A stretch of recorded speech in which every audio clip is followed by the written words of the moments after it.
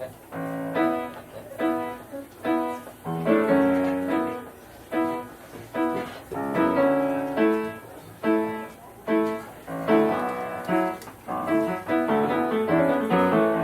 best friend had a little situation at the end of our senior year. And like a shot, she and Mitchell got married that summer. Carol Ann getting bigger every minute, thinking, what am I doing here? While Mitchell's out every night being a heavy metal drummer. They got a little cute house on a little cute street with a crucifix on the door.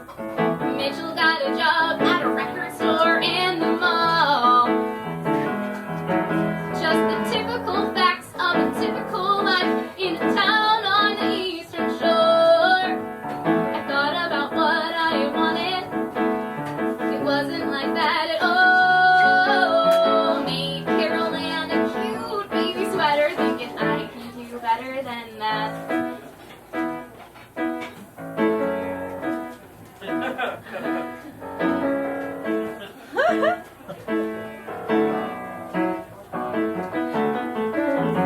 In a year or so I moved to the city thinking, what have I got to lose?